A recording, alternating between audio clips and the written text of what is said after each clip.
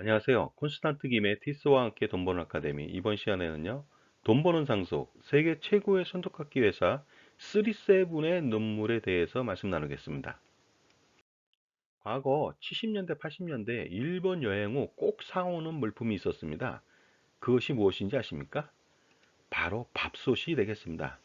그 당시에 우리나라의 가전제품 실력이 좀 떨어졌기 때문에 일본 제품의 기능이 워낙 좋아서 일본 밥솥을 사갖고 와서 밥을 지으면 굉장히 맛있었다고 합니다. 그래서 가정주부들이 아니면은 이제 신혼주부가 가장 좋아했던 선물이라고 합니다. 그 다음에 사오는 것이 무엇인지 아십니까? 바로 일제 손톱깎이가 되겠습니다. 바로 쯔메끼리라고 하는데요. 역시 최고의 성능을 자랑하고 있기 때문에 저렴한 가격으로도 아주 훌륭한 그 여행 선물이 되었다는 것이 되겠습니다. 일본의 최고 쯔메끼리 무엇인지 아십니까? 오랫동안 스테디셀러로 판매되었던 카이 제품이 되겠습니다. 그리고요, 또 그린벨에서 만드는 또 손톱깎이도 굉장히 유명했습니다. 그런데 이러한 손톱깎이계의 세계 최고의 기술을 가지고 있는 일본의 제품을 능가하는 제품이 있었습니다. 그것이 무엇인지 아십니까? 바로 3세븐에서 만드는 손톱깎이가 되겠습니다. 3세븐 손톱깎이 보시면 아시겠죠? 근데 이 회사가 어느 나라 회사냐? 바로 우리나라가 되겠습니다. 세계 1위의 기업이었거든요. 바로 시장 점유율이 무려 43%나 됐습니다. 매년 약 1억 개의 손톱깎이를 생산하는데 그중에 90% 이상을 수출을 했습니다. 시장 점유율이 43%라고 하는 것은 있을 수 없는 기록입니다. 보통 뭐 삼성전자 뭐 휴대폰이라 할지라도 20%대밖에 되지 않거든요. 그런데 43%라는 거 하는 것은 엄청난 그런 시장 점유율이고 최고의 기술을 가지고 있는 제품이라고 볼 수밖에 없죠.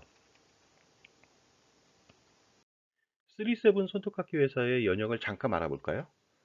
1975년도에 대성산업사라고 해서 김영규 회장이 창업을 했습니다.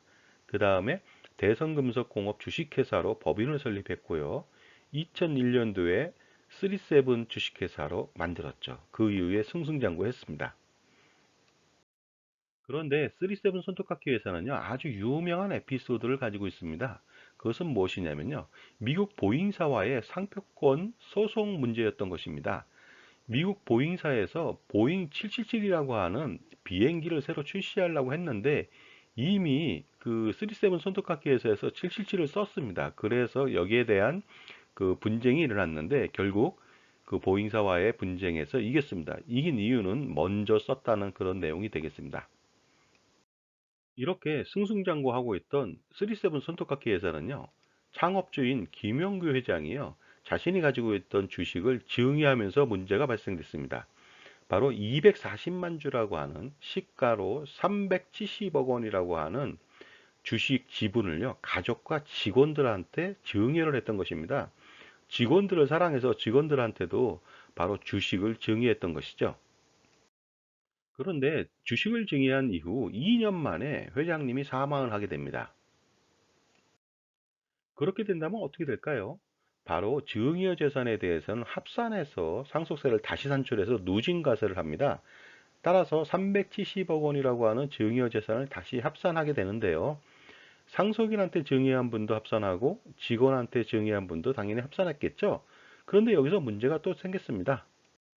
그것은 무엇이냐면요. 기증여 재산을 합산해서 상속세를 산출하게 된다면은 그 새로 산출된 상속세를 기증여했던 사람들이 나눠낸다는 것인데요. 실제로는 그렇지 않습니다. 상속세 납부 책임은요, 상속인한테만 있지 직원들한테 있는 것은 아닙니다. 따라서 직원들한테 증여했던 것은 상속세 재산의 합산만 될 뿐이지 직원들이 별도로 상속세를 부담하지는 않습니다. 따라서 상속인들이 전부 다 떠안아야 된다는 뜻이 되겠습니다. 그런데 문제점은 무엇이냐면요. 직원별로 증여를 했을 때 낮은 증여세율, 즉 10% 정도밖에 부담하지 않았잖아요. 그런데 상속인들은 어떻습니까? 합산하다 보니까 최고 50%의 최고세율을 부담하다 보니까 굉장히 난감해졌다는 것이 되겠습니다. 그래서 상속세 약 150억 원이 나왔는데요. 여기에 대해서 납부할 능력이 없었습니다. 그렇게 되니까 결국은요, 납부할 수 있도록 그 주식 전량을 매각하게 됩니다. 중해홀딩스라고 하는 회사에 매각하고요. 상속세를 납부하게 됩니다. 결국 창업주의 회사가 가업승계를 하지 못했다는 것이 되겠습니다. 그 이후 시장 점유율은요, 43%에서 20%로 하락하고요. 점점 쇠락의 길을 걷게 됩니다. 나중에 37 손톱깎이 회사를 상속인들이 다시 되찾았지만요. 이미 회사는 성장 동력을 많이 잃은 상태로 전락되어 있었던 것이죠. 이런 우화가 있습니다. 황금알을 낳는 거위의 배를 가르는 우를 범하다. 이게 뭐냐면요. 매일매일 황금알을 낳다 보니까 주인이 생각한 거죠. 뱃속에 황금이 굉장히 많을 것이다. 해서 배를 갈라보니까 정말로 황금알이 많이 있었습니다. 그런데 중요한 것은요.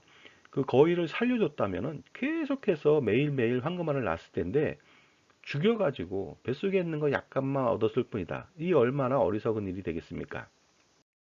그런데 이렇게 어리석은 우화가요, 한국에 있어서 기업의 가업 승계에 대해서는 똑같은 일을 반복하고 있다는 것이 되겠습니다. 결국 뭐냐면요, 세계 최대의 인류 기업의 배를 갈라서 상속세를 얻어내고 더 이상 어떻습니까? 세금을 유발하지 못하게 만들었다는 것이 되겠는데요. 기업의 상속세를 빼앗는 것보다 더 중요한 것은 기업을 살리고요. 그 다음에 기업이 성장해서 각종 유발세금, 법인세, 소득세, 부가가치세, 기타 세금 등을 많이 유발하게 하는 것이 가장 현명한 처사가 아닌가 생각을 해봅니다. 자, 지금까지요. 37 손톱깎이 회사가 상속세가 없어서 가업승계에 실패해서 결국 세계 최대의 기업이 아픔을 겪고 있는 그런 실상에 대해서 말씀을 나눴습니다. 감사합니다.